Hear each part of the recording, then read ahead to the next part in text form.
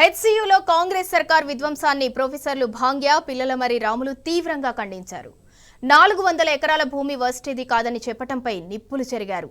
50 ఏళ్లుగా కాపాడుకుంటూ వస్తున్న భూమిని కాజేయాలని చూడటం దుర్మార్గమన్నారు. 6 పాయింట్స్ ఫార్ములా కింద గొప్ప ఆశయంతో నాటి ప్రధాని ఇందిరాగాంధీ వర్సిటీకి 2300 ఎకరాల భూమిని కేటాయించిందన్నారు. ఇందిరాగాంధీ ఆశయాలకు తూట్లు పొడిచేలా కాంగ్రెస్ ప్రభుత్వం వ్యవహరిస్తోందని ఆగ్రహం వ్యక్తం చేశారు.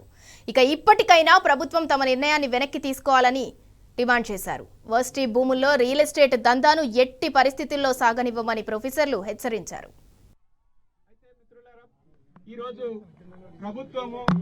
ఈ 400 భూమి యూనివర్సిటీది కాదు అని చెప్తుంది. చాలా క్లవర్ గా మాట్లాడుతూ ఉంది. ఈ యూనివర్సిటీని ఎస్టాబ్లిష్ చేసినప్పుడు 1974లో 75లో ఈ యూనివర్సిటీకి 2300 ఎకరాలు భూమి ఇవ్వడం జరిగింది. దాంట్లో ఒక కండిషన్ ఏంది అని అంటే ఈ భూమి మొత్తం కూడా యూనివర్సిటీ అకాడమిక్ పర్పస్ కోసమే ఉపయోగించాలని ఉంది. మేము గత 50 సంవత్సరంలో ఈ యూనివర్సిటీ భూమిని మొత్తం కూడా అకాడమిక్ పర్పస్ గానే యూజ్ చేసుకోవడం అనేటువంటిది జరిగింది. కొన్ని సంస్థలకు మాకు సాయం అందిస్తామని అంటే ఇక్కడ మరి జిహెచ్ఎంసీ ఆఫీస్ కానివ్వండి, టెలిఫోన్ ఆఫీస్ కానివ్వండి, మరి బస్ డిపో, నవోదయ వాటికి కొంత ల్యాండ్ ఇవ్వడం అనేటువంటిది జరిగింది. అది మా IIITకి ఇవ్వడం జరిగింది, ISBకి ఇవ్వడం జరిగింది. ఇవి అన్ని కూడా స్టేడియం ఇవన్నీ కూడా అకాడమిక్ యాక్టివిటీస్ లో భాగం. మరి దుర్మార్గంగా ఆక్షన్ పెట్టి ప్రైవేట్ వ్యక్తులకు అమ్ముతాం అనేటువంటిది, రియల్ ఎస్టేట్ చేస్తామనేటువంటి విషయాన్ని మీకు అందరికీ తెలుసు. మేము ఈ రియల్ ఎస్టేట్ చేయడాన్ని మేము వ్యతిరేకిస్తున్నాము. 3 లేక్స్ ఉన్నాయి క్యాంపస్ లో. ఇప్పుడు ఆ 400 ఎకరాల ఏరియా ఏదైతే ఉందో ఆ ఏరియా మొత్తం కూడా క్యాచ్మెంట్ ఏరియా ఈ చెరువులకు. కాబట్టి ప్రభుత్వము ఇమ్మీడియట్ గా అక్కడ జరుగుతున్నటువంటి ఎక్స్ట్రాక్షన్ ని కంప్లీట్ గా ఆపేయాలి. స్టూడెంట్ల మీద కేసులని అన్ని కూడా తీసేయాలి. ఇంకా 2 స్టూడెంట్స్ జైల్లోనే ఉన్నారు, వాళ్ళని కూడా రిలీజ్ చేయాలి.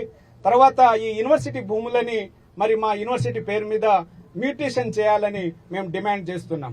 ఈ యూనివర్సిటీ ఆఫ్ హైదరాబాద్ ల్యాండ్ ని 1975 ఫిబ్రవరి 21వ తేదీన యూనివర్సిటీకి అలాట్ చేస్తూ స్పష్టమైన జీవో ఆనాడు B Ramachandra Reddy deputy secretary to government education department అనే పేరు మీద చాలా క్లియర్ గా ఇచ్చారు.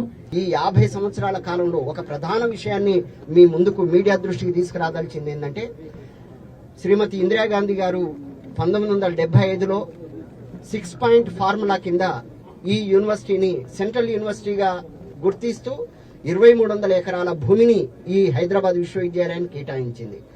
ఇందిరాగాంధీ ఏ పర్పస్ తోటైతే 2300 ఎకరాల భూమిని, ఒక విశాలమైన భూభాగాన్ని ఈ ఎడ్యుకేషన్ పర్పసెస్ కు ఉపయోగించిందో, గత 50 సంవత్సరాలుగా ఈ యూనివర్సిటీ ఈ సంవత్సరమే మేము jubilee celebrations golden jubilee celebrations జరుపుకున్నాం.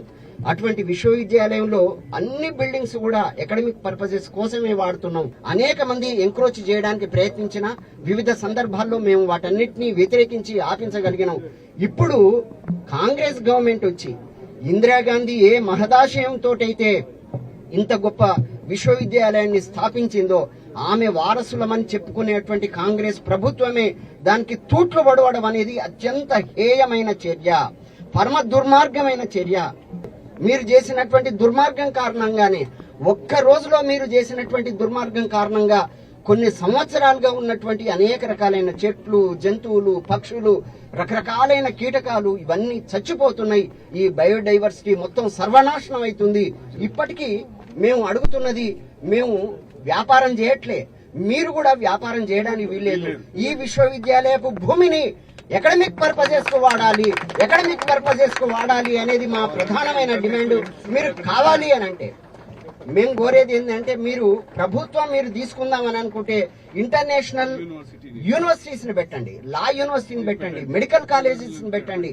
మేము దానికి వ్యతిరేకం కాదు.